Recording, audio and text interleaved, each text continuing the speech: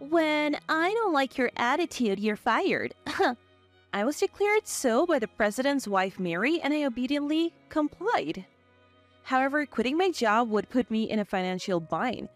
That's when a brilliant idea struck me. Are you sure about this? Mary mocked me as I said that. After returning home, I immediately scheduled a meeting with a rival company. And as a result of joining the rival company as a top salesperson, I made a comeback. I'm Paula, 45 years old. I'm not married and don't have children. I have a boyfriend, but I don't plan on marrying him. We live together but manage our finances separately. I work in sales at my company. I was deeply captivated by sales as soon as I joined. I believe I have a fair amount of sales talent. This confidence started with the Rookie of the Year award in my first year. Since then, I've consistently been the top performer, surpassing all my peers. I maintain the best record in the company and no one has yet surpassed my past achievements. My status in the company has significantly changed over time. Now recognized by the president, I'm invited to important meetings to share my opinions. I'm proud of that. One day, I heard the president got married.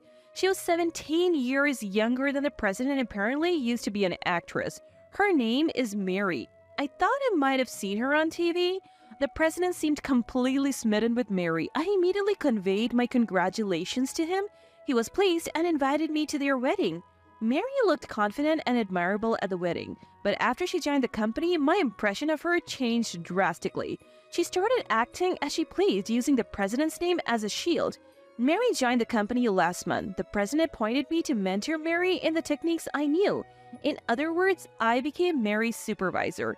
He wanted to make her vice president and valued my contribution to the company. I was nervous about this sudden responsibility, but also felt recognized. On Mary's first day, I introduced her to my clients after a polite introduction. Her demeanor was perfect, fitting for an actress. I thought she might be a great asset. But that impression quickly faded. I don't want to go to sales anymore. What? She said this a week into the job. Claiming she didn't need to do sales as she was becoming a vice president, she refused to go out. Why is that? Did something unpleasant happen? It's because the sun is too strong. Oh, what? I couldn't believe my ears, but it wasn't a misunderstanding. Mary, with a disgruntled face, began to complain. I used to be an actress, you know. I never had to walk around town in the sun sweating. It's how I maintained my beauty. Besides, the president likes me this way. That's why I want to keep my beauty for him. Her reasons seemed plausible, but Mary was no longer an actress and needed to endure some discomforts for beauty. There are many ways to protect against sunburn now, but Mary stubbornly refused them all. I told her that with this attitude she couldn't work, but Mary just scowled at me. I persisted, explaining that as a salespeople, we have to go outside to work, but Mary wouldn't listen. Paula, you're lucky you don't have to worry about looks. And you're older anyway, but from my perspective, you should be the one concerned about your age. Aren't you unmarried because you don't pay attention to your appearance?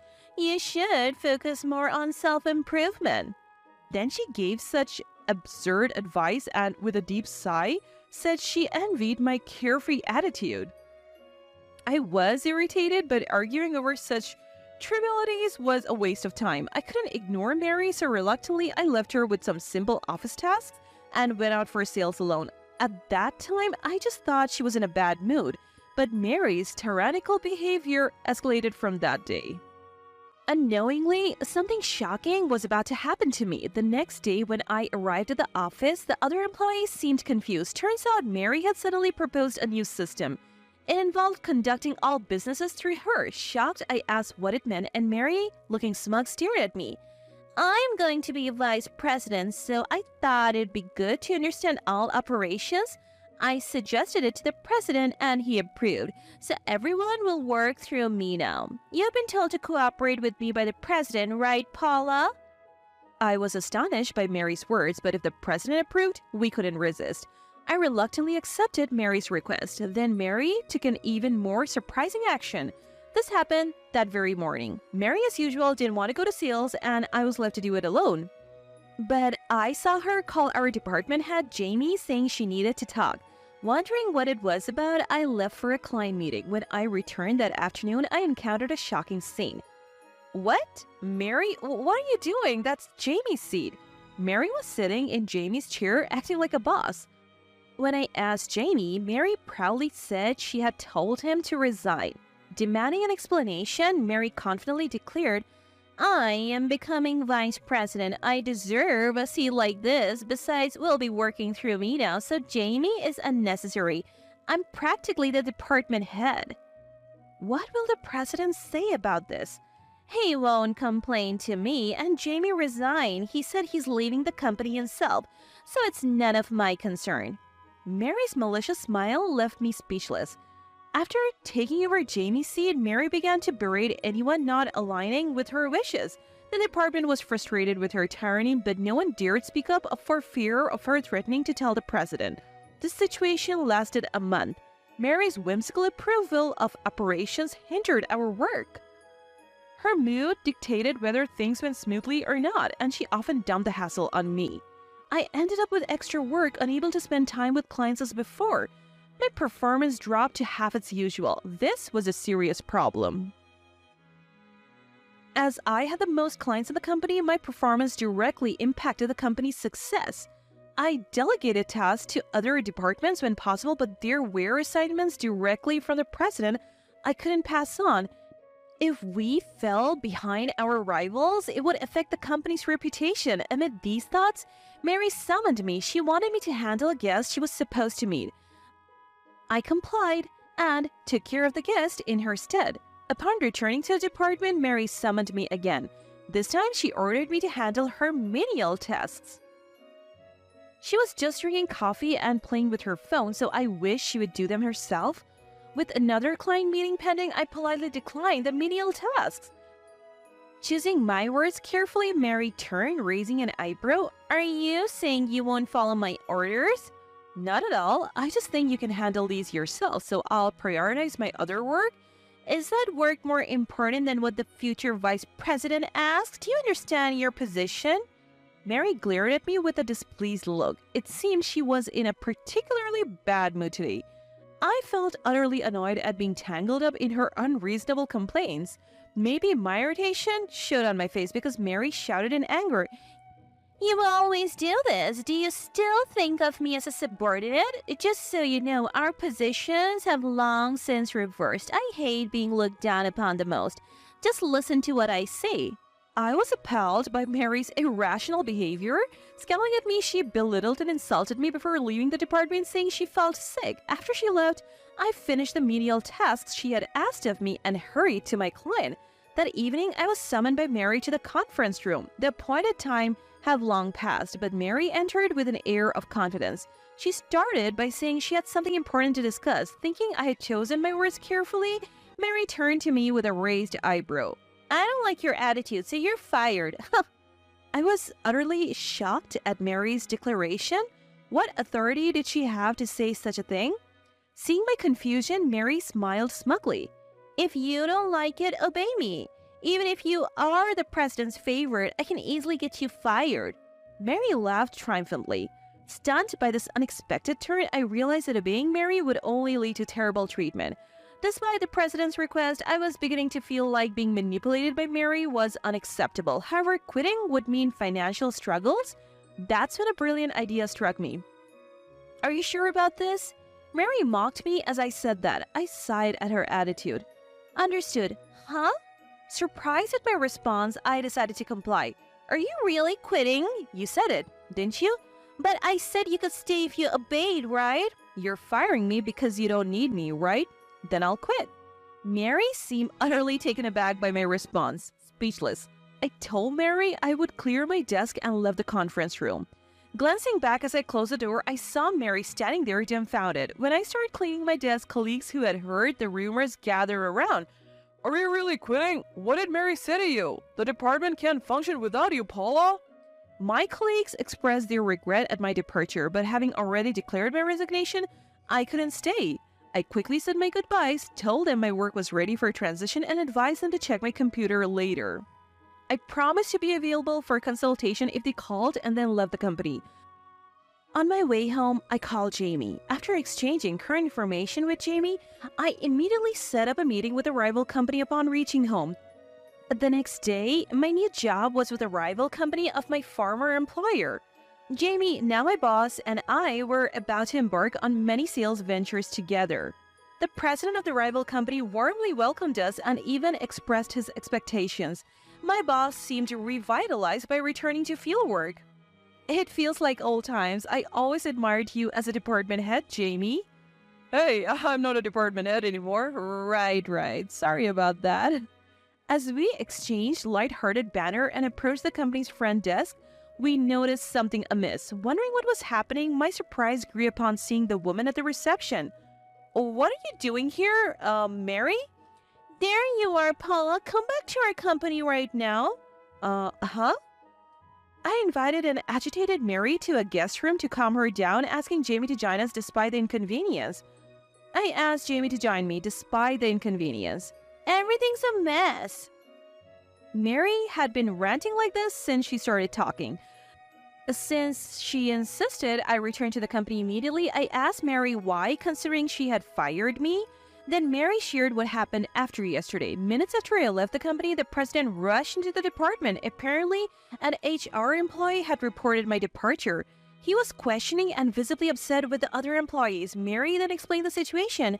I told her to quit because she always resisted me, and she quit just like that. She must be too proud and impatient. How can we improve efficiency with someone like that around? I made things clear, so don't worry. Mary seemed to think she did the right thing in firing me. She even believed that her personality traits would reveal to the president that he was being deceived. However, the president yelled at Mary. What have you done? Are you trying to ruin my company? Huh? Mary was shocked, having been yelled at for the first time. She had never been scolded before, no matter what she did. She confronted the president, suspecting him of infidelity. The president scolded Mary. He elaborated on how much I contributed to the company and declared he wouldn't let her be involved in business matters anymore for pushing out a valuable employee. Wait, aren't you going to make me vice president? Why would I make someone who doesn't listen to others and acts unilaterally on important matters a vice president? I was happy Mary took an interest in the company. I wanted her to learn skills from Paula, but why did she do this? The president was distressed, holding his head. He even heard that I joined a rival company and was despairing that his company would now fall behind significantly. Unaware of my vital role, Mary was held responsible for letting me go. Mary was furious, but the president's anger was even more intense. He apologized to all employees present, tears in his eyes. The employee said it's not the president's fault and blamed Mary. Still, the president felt responsible, saying it would be his fault if the company failed because Mary was his family. The situation was calmed by the president's secretary. The secretary hastily approached and managed to take the president away for the moment. Although the secretary reassured him that the company wouldn't collapse so easily, the president seemed anxious, worried that a rapid decline in performance would lead to a loss of trust and the company's inability to function. I did it for the best. Now he even said he'll divorce me. If you return to the company, I won't have to get divorced. So come back right now. Hearing this, I exchanged glances with Jamie, who was beside me. Then I denied her request, stating it was impossible. To Mary's howling question of why, I explained that we had our positions in this company to consider. Just because you have transferred, what position do you think you have? An ordinary employee acting all high and mighty? Just come back. Annoyed by Mary's words, we decided to enlighten her about our current positions. Unfortunately, I am now a division head at this company. My boss here, who was a department head at your place, is now an executive officer here. We're not in positions to be easily discarded. Hearing this, Mary gasped in disbelief, looking at us. What do you mean? How can you be in management positions just after transferring? We are listed as transfers, but in reality, we were headhunted. What? We had offers for a long time, but we declined because of our gratitude to your company. However, after you came and we were dismissed, we lost our place. We approached this company's president, and as a result, we were welcomed with great treatment. Mary was dumbfounded at my calm explanation. Jamie and I looked at her coldly. That's why we can't and won't return. You should face your own responsibilities instead of staying here. How can you abandon me? You abandoned us first. Mary turned pale, shocked by my words. Seeing her face, I felt slightly relieved. After being treated so badly and overworked, it seemed fair to be a bit harsh. Unsatisfied, Mary leaned towards me, trying to intimidate. Why refuse when I'm telling you to come back? You owe my husband's company, don't you? The president is competent. He can maintain performance even without us. We do feel in debt to him, but you took away the chance to repay that debt. But... Thinking her pleas wouldn't sway me, Mary turned to Jamie, but Jamie, like me, firmly refused to return. Mary persisted, offering good positions in her company, but we steadfastly declined. The president of the rival company who took us in when we were lost is our benefactor now. We regretted leaving our former president, but decided to repay our new company's kindness with results. So please take responsibility for what just happened. That's how you show sincerity to the president. No, I don't want a divorce. Since you said I can return, can't you stop the divorce? You are my subordinate, so you should take responsibility, right? Haven't you said our positions have long reversed? That was just in the heat of the moment. Mary faltered in her words. I sarcastically told her it would be nice if you could handle it with the vice president's authority. Mary's face twisted in frustration at my words. Finally exasperated with Mary's refusal to leave, we called security. We asked her to leave with the guards. After all, it was her fault and she should stop avoiding it and decide her future with the president. You have ruined my life. Cornered, Mary tried to blame me for everything. Her irresponsibility was almost refreshing. I told her she could hold a grudge if she wanted, but to never involve me again. Afterward, Mary got divorced. Being a former actress, her story even made it to the tabloids. Her irresponsible and aggressive behavior was hidden, and she was labeled as a villainess trying to take over the company. Once a glamorous former actress, Mary was now viewed with disdain. After the story broke, she was constantly pursued by reporters. She became depressed, always suspected of all intentions in every action and word. Rumors said she would soon go abroad, unlikely to return until things cooled down. Meanwhile, I was significantly boosting performance at my new company with Jamie. Our true skills shone in the field, not just because of our positions. I actually pursued sales opportunities while simultaneously developing a system to fulfill my role efficiently. As a result, the company's management improved and continued to ascend. The president was pleased, and I was satisfied with my new life stage. My former company, just as I believe, recovered from its temporary slump. Thanks to being seen as a victim, its performance improved remarkably. The president was truly capable. Now we are good rivals competing with each other.